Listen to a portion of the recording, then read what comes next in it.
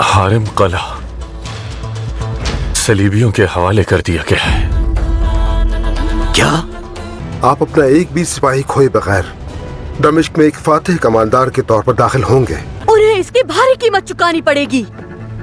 मैं अपने गजब से उनकी जमीन और उनके वतन को बर्बाद कर दूंगा। ये सब क्या है?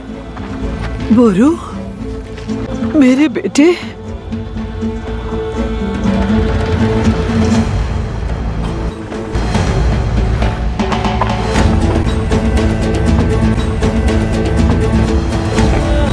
ताजिर राकिफ की बेटी अपने बाबा के कातिल की मदद कर रही हो। तकदीर में जो लिखा हुआ है वो ही कर रही हूं मैं।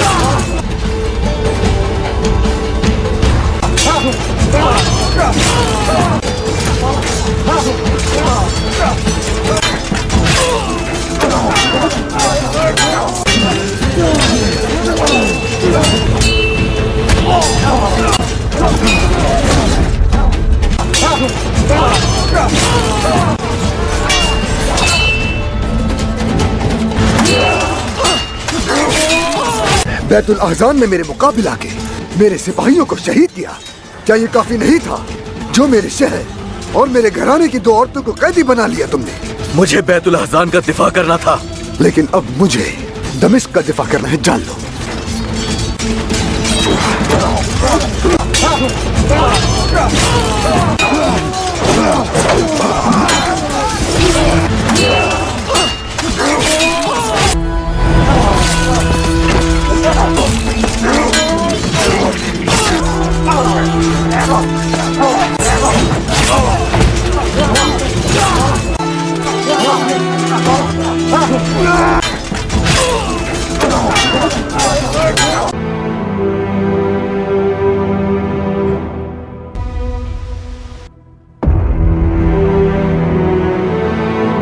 घबराओ मत, मैं मदद करता हूं तुम्हारी।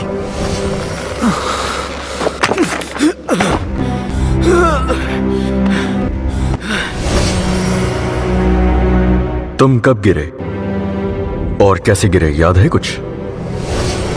जहन में बहुत सी चीजें धुंधली सी हैं।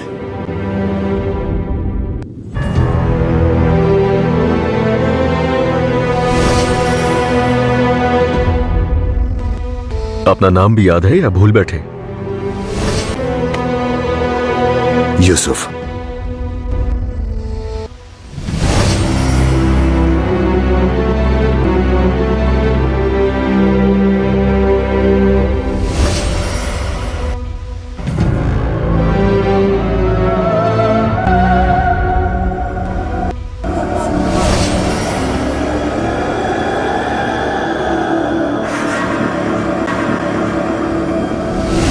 और इस दरख्त की परवरिश के लिए तुम कुल्हाड़ी चलाने से भी नहीं हिचकिचाना अगर कभी उसे काटना पड़े।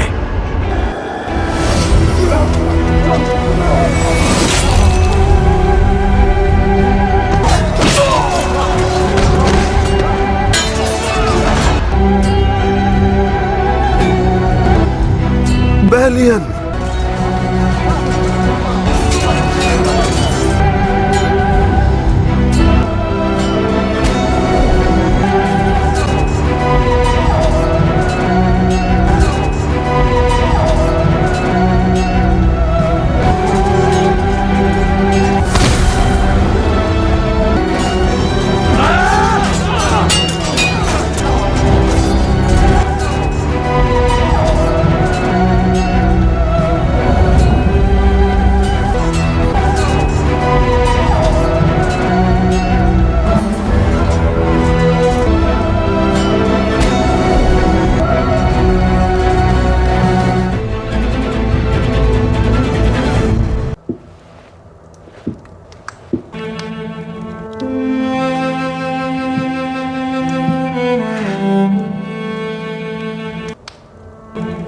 मेरे मन, तुम ठीक तो हो ना? ये आप तीसरी बार पूछ रहे हैं। ठीक हूँ, फिक्र मत कीजिए। मैं आपकी फिक्र में इतनी डूबी हुई थी कि मुझे कैद का खौफ महसूस ही नहीं हुआ। अब आप मेरे सामने हैं, शुक्र है। ऐसी कौन सी नेकी थी जो अल्लाह ने मुझे आप जैसी नेमत दी? नेमत तो दर हकीकत तुम मेरे लिए हो। अगर तुम्हें खो देता, वालिदा को खो देता,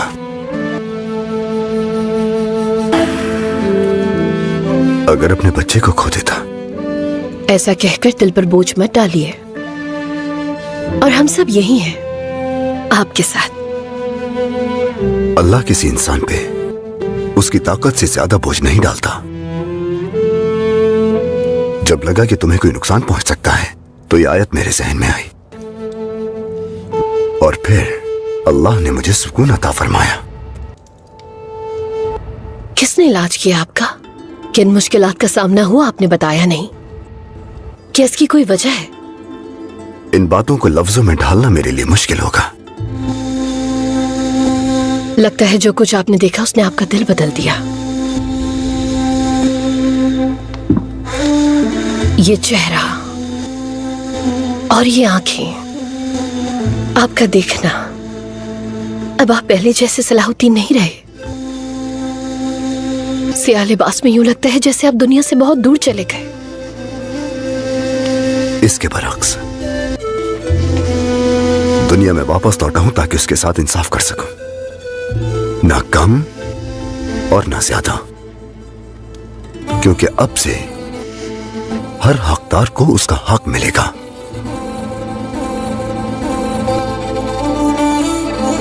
दीवान मेरा मुंतजिर है, मुझे जाना होगा।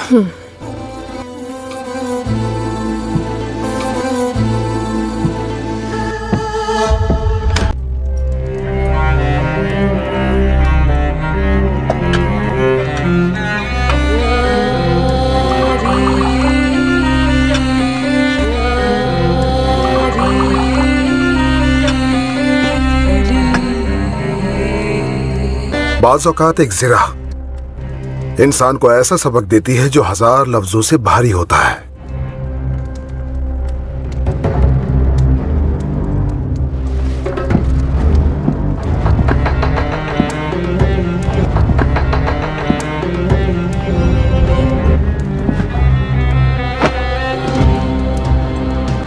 जख्म तो गहरा नहीं, लेकिन लगता है कि तकलीफ में हो बहुत। तकलीफ में तो हूं, मगर जख्म की वजह से नहीं। तकलीफ की वजह दुश्मन पर रहम खाना है। दमिश्क में हमें तो शिकस्त हुई है, लेकिन तुम फातेह बनकर लौटे हो। फातेह, और वो भी मैं? हाँ बिल्कुल, तुम जीत गए, क्योंकि अब तुम ये बात जान चुके हो कि अगर दुश्मन पे तरस खाओगे तो अंजाम क्या होगा। सलाहुद्दीन ने मैदानी जंग में तुम पे रहम नहीं किया, तुम्हारी एक भी नहीं सुनी। मुझे यूं लगा जैसे मेरे सामने सलाहुद्दीन नहीं कोई और हो। सलाहुद्दीन ही था वो शख्स, तुम्हारा दुश्मन, और उसने वही किया जो जंग में जरूरी होता है। असल सवाल यह है कि क्या तुम जंग में जो जरूरी होता है वो सब कुछ कर पाओगे? खून तो बह चुका, अब या तो वो रहेगा या फिर मैं। जो जिंदा रह गया वो ही जीतेगा।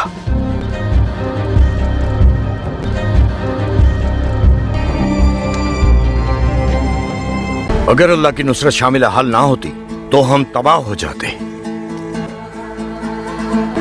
सुल्तान अब लौट आए हैं, हिसाब किताब का वक्त आ चुका, और अब सब कुछ वाज़ेह होने का वक्त आ गया है। सब कुछ वाज़ेह है, लेकिन आप अब भी जिद पर अड़ी हैं आसिफ सरदार। बस बहुत हो गया, बहुत लड़ चुके आपस में। जो भी फैसला होगा वो हमारे सुल्तान करेंगे।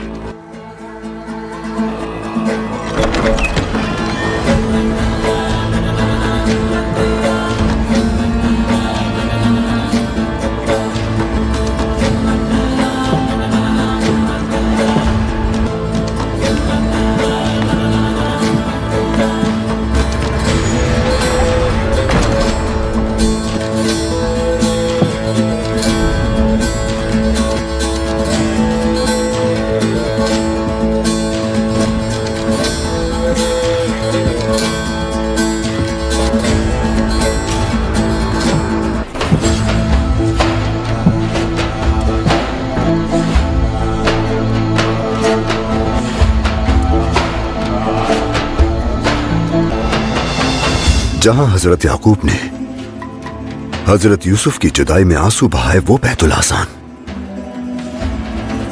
ऐसा लगता है कि हम भी अपनी अना और जाती मकसद के लिए रो लेते तो बेहतर होता। आपके नायब की हैसियत से मुझे ये दुश्मनी होने ही नहीं देनी चाहिए थी सुल्तान मोहतरम। जो कुछ हुआ उसकी जिम्मेदारी मैं कबूल करता हूँ। तुम इतनी आसानी से नहीं बचोगे।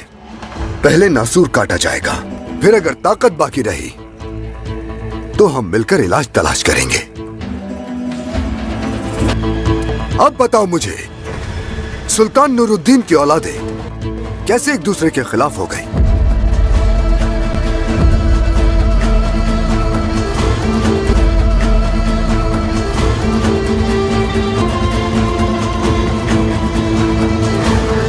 सलाहुद्दीन, जिसे तुम सब ढूंढने में नाकाम रहे, वो दमिश्क में मंजरे आम पर आ गया और वो शहर वापस ले लिया जो मेरे कब्जे में था। मेरे शहंशाह जो कुछ भी हुआ उस पे मैं माजरत खा हूँ। सिर्फ बेवकूफ लोग ही बार बार माफी मांगने पर मजबूर होते हैं लॉर्ड गाई। शहंशाह आली, आपका गुस्सा बिल्कुल जायज है, लेकिन अब हमें अपने अगले लाएअमल के बारे में सोचना होगा। जो कुछ भी हुआ शायद मुझे कोई ऐसा मुशीर तलाश करना होगा, इतना कुछ होने के बाद आगे क्या होना चाहिए जैसे सवाल के बजाय कुछ और भी कर सके। शहंशाह मुअज़्ज़म, दमिश्क की शिकस्त की जिम्मेदारी बिलाशुबा हम सभी पर है, लेकिन लॉर्ड युदास का शहजादी सिबिल्ला और कैदियों को अगवा करना एक संगीन जुर्म है और उन्हें इस जुर्म की सजा जरूर मिलनी चाहिए। मेरे इख्वाकार से नरमी से पेश आया जा रहा है, लेकिन मसला ये नहीं है।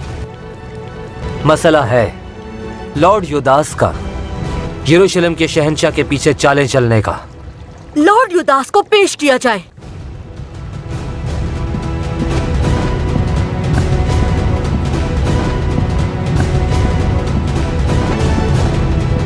जहमत ना कीजिए शहंशाह आली, मैं खुद खिदमत में हाजिर हूं।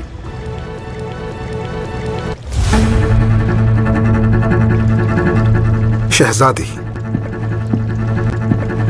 माजरत कबूल कीजिए।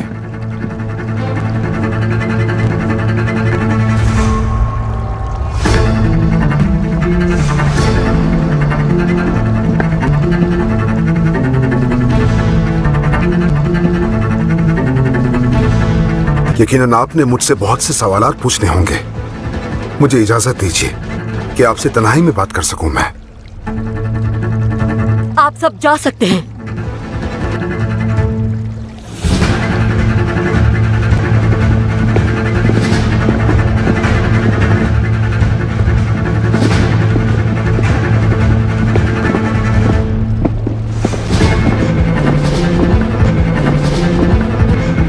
कहिए, मैं सुन रहा हूँ लॉर्ड युदास। यरूशलेम के शहंशाह से आपने झूठ क्यों बोला? उम्मीद है कि आप कोई मुनासिब वजाहत पेश करेंगे।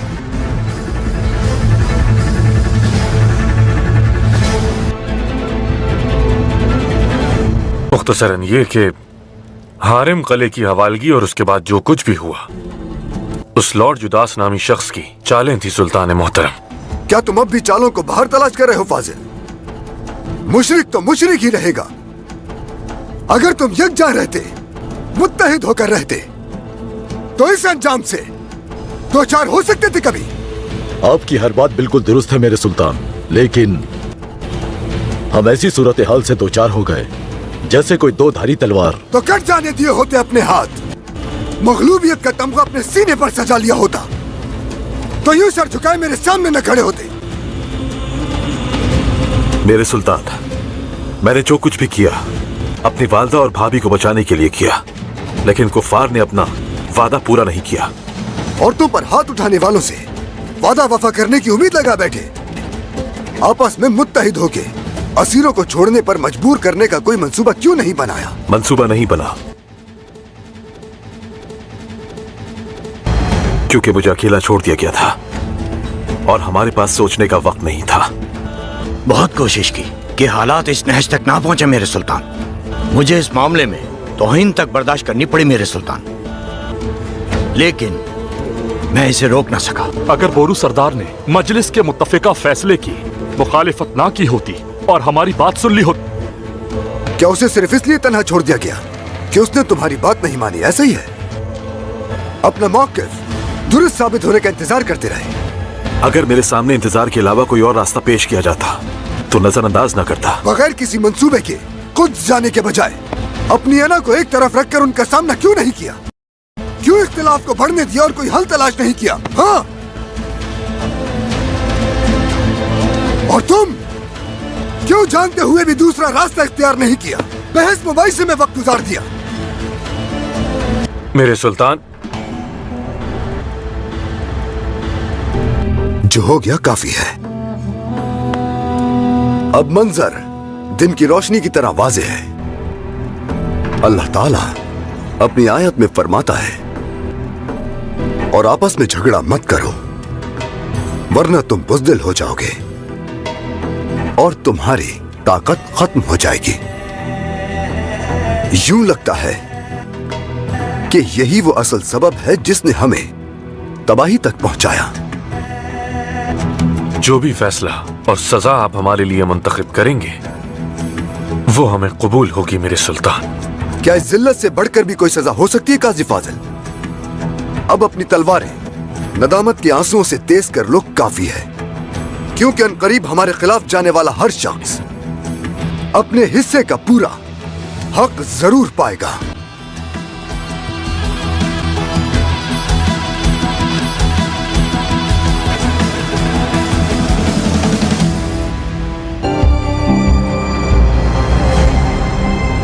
यहाँ बहुत से लोग आपसे कह रहे होंगे कि मैंने एक बहुत बड़ा जुर्म किया है, क्योंकि उनकी कमजोर बसीरत उन्हें यही समझाती है। लेकिन मैं आपसे कहना चाहूंगा कि मुझे अपने किए पे कोई पशेमानी नहीं, क्योंकि मैंने अपने हाथ यरूशलेम की भलाई के लिए गंदे किए। यानी आप कह रहे हैं कि यरूशलेम की भलाई के लिए आप मुझसे धोखेबाजी और झूठ बोल सकते हैं? मैंने तो बस वही किया जिसकी जरूरत थी शहंशाह मौसम। लेकिन जो लोग आपके अतराफ यहाँ मौजूद हैं, आखिर वो अपने फराइज पूरे क्यों नहीं करते मेरे शहंशाह? मिसाल के तौर पर लॉर्ड गाय, अगर मैं गलत हूं तो बताइए। सुल्तान सलाहुद्दीन का सुराख लगाना उन्हीं की जिम्मेदारी थी ना? दुरुस्त। तो फिर अगर लॉर्ड गाय अपना फर्ज पूरी तरह निभाते तो सलाहुद्दीन दमिश्क में फरिश्ते की तरह नाजिल होकर यूं जाहिर ना होता और हमारे मंसूबे के मुताबिक कैदियों की मौजूदगी में आप तलवार उठाए बगैर दमिश्क फतह कर चुके होते। अगर आप अब भी समझते हैं कि मैं मुजरिम हूं तो दी जाने वाली हर सजा मैं कबूल करता हूं। लेकिन मेरी ये नसीहत हमेशा याद रखिएगा, जो लोग आपके तख्त के गिर्द फैले हुए हैं वो आपकी ताकत से दूर बल्कि बहुत दूर हैं।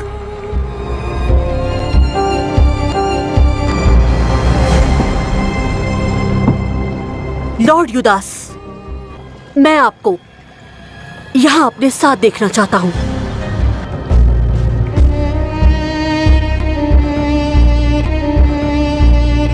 आपकी ताकत बनने के अलावा मेरा कोई और मकसद नहीं होगा।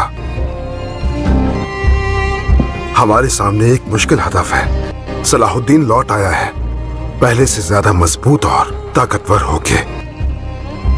लेकिन ये भी मत भूलें कि आपकी ताकत की सरहद दुश्मन की ताकत से कम नहीं है।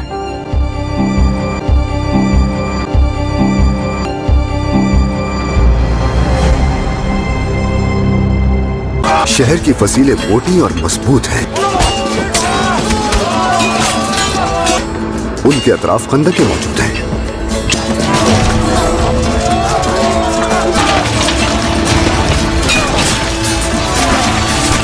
जो बराह रास्त हमले को मुश्किल बना देती हैं।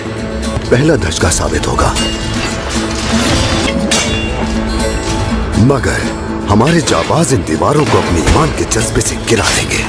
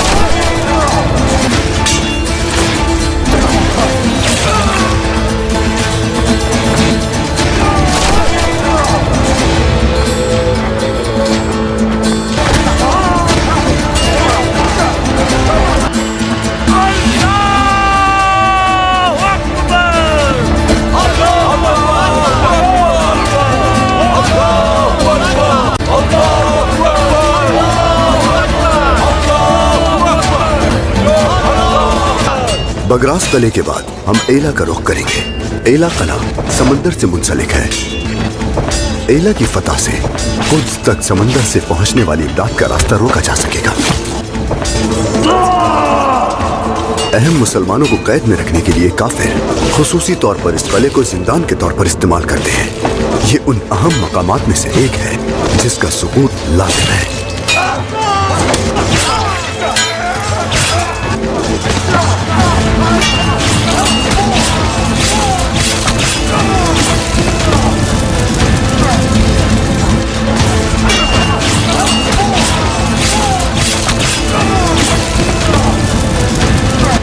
अल्लाहु अकबर, अल्लाहु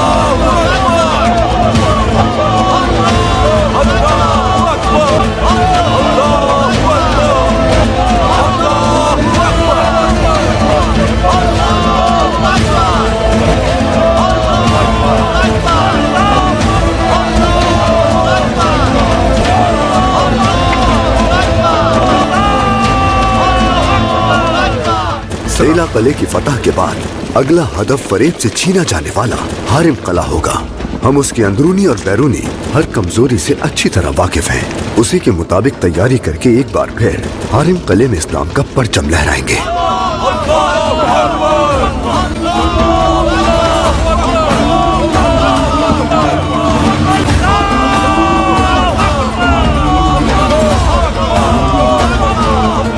हमारी आखिरी मंजिल बैतुल अहसान। हम उस कले की एक एक ईंट ढा देंगे। शिकस्त की कोख से पैदा होने वाली ये फतह हमारे जख्मों पर मरहम रखेगी।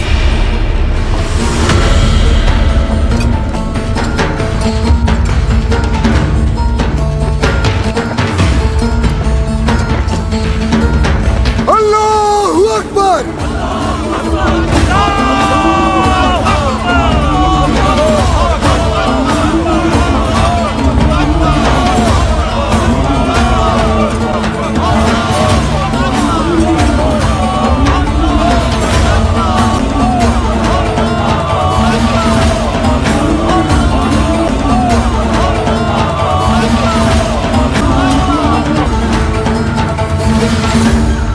बगरास, हारिम, एला, बैतुल अहसान, ये वो कले हैं जिन्हें सलाहुद्दीन ने सिर्फ 2 महीनों में हमसे छीन लिए।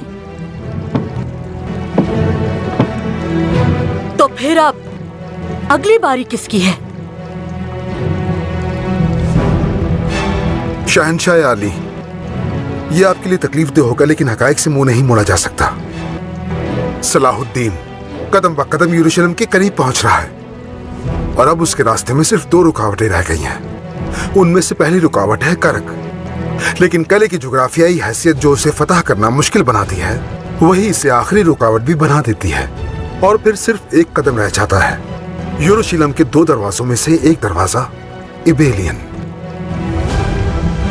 दमिश्क के करीब हमारे मुखबिरों की इतलात भी इस बात की तस्दीक करती है मेरे शहंशाह। इन हालात में सिर्फ एक ही काम किया जा सकता है, इबेलियन का दिफा यूं किया जाए जैसे हम यरूशलेम का दिफा कर रहे हों, और इसके लिए हमें पूरी कुव्वत से इबेलियन को महफूज बनाना होगा। जो भी चाहिए उससे बढ़कर फराहम किया जाएगा। इस मकसद के लिए हर जरूरत पूरी की जाएगी। ये समझ लो कि तुम्हारा फर्ज सिर्फ हमारी सरजमीन की हिफाजत ही नहीं, बल्कि हमारे मुकद्दस दीन और मकसद की हिफाजत भी है। उस मकसद को पूरा करने के लिए मैं अपने खून के आखिरी कतरे तक लड़ूंगा। यरूशलेम के माहिर जंगजू, उनके साथ मखसूस सिपाहियों के दस्ते भी तुम्हारी मदद के लिए इबेलियन जाएंगे। ये मेरा हुक्म है। इसके अलावा यूरोप में मौजूद मेरे वफादार सिपाहियों का इंतहाई तरबियत याफ्ता दस्ता भी इबेलियन पहुंच रहा है। उनकी मौजूदगी और आपकी मदद से सलाहुद्दीन को एक नाकाबिल तस्खीर कले का सामना करना पड़ेगा। कौन शैटिलियन, शहंशाह, लॉर्ड युदास के सिपाहियों का इबेलियन तक सही सलामत पहुंचना यकीनी बनाया जाए।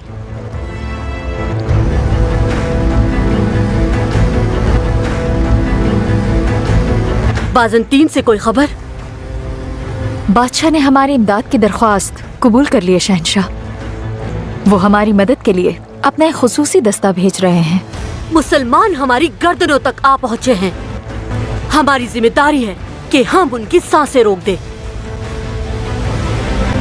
उन्हें मानना होगा कि ये हमारी जमीनें हैं और इसके लिए कुछ भी करना पड़ा करेंगे।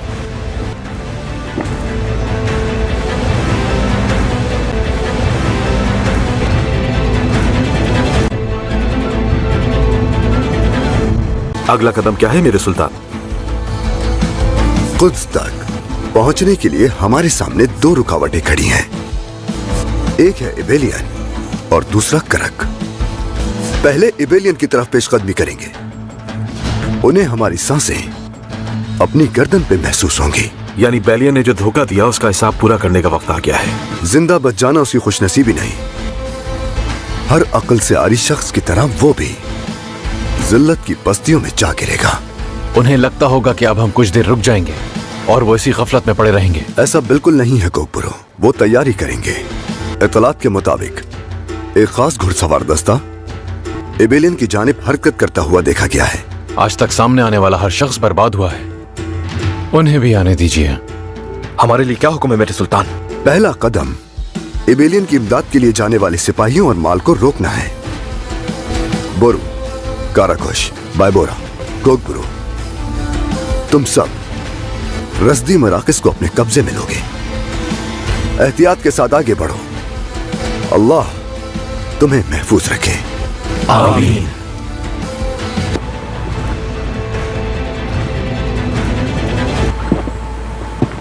बाज़ंतीनी सल्तनत से हासिल होने वाली फौजी इमदाद यकीनन शहंशाह बाल्विन के लिए बहुत कीमती है, लेकिन मारिया, क्या ये कदम यरूशलेम में तुम्हारे ओहदे को महफूज बनाने के लिए काफी होगा? मुझे नहीं लगता। यकीनन तुम्हारी सूरत हाल बिल्कुल वाज़ेह है। दिन ब दिन यरूशलेम में तुम्हारी मौजूदगी बेईमानी होती जा रही है। तुमने भी महसूस किया होगा। शहंशाह बाल्विन अब वो बादशाह नहीं जिसे तुम अपनी मर्जी के मुताबिक चला सको। ये वाज़ेह है और ये भी तय है कि जल्द या बदेर शहंशाह अपनी इस बीमारी के आगे झुक जाएंगे और उसके बाद यरूशलेम में एक नया दौर शुरू हो जाएगा।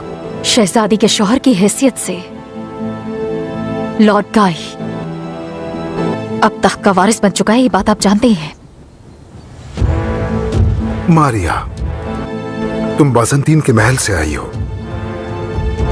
मालूम होना चाहिए कि तख्त हमेशा वारिस को नहीं मिलता, बल्कि तख्त उसे मिलता है जो उसे ज्यादा शिद्दत से चाहता है। क्या आप तख्त के लिए लॉर्ड गाय के अलावा किसी और का सोच रहे हैं? लॉर्ड युदास, अपने इर्द गिर्द देखो। कौंत बेलिन के सिवा यह आतिशी कुर्ता पहनने के लायक तुम्हें और कोई नजर नहीं आएगा। अगर दुरुस्त सफ का इंतखाब करोगी तो यरूशलेम में जो खोया है वो दोबारा हासिल कर सकती हो। और यकीन करो कि इस वक्त तुम सही सफ में खड़ी हो। लॉर्ड गाय के बजाय मुझे तख्त पर बेलियन को देखकर बहुत खुशी होगी। कौंतस मीला के साथ अपने ताल्लुकात को मजबूत करना होगा। उसकी मदद बहुत अहमियत रखती है।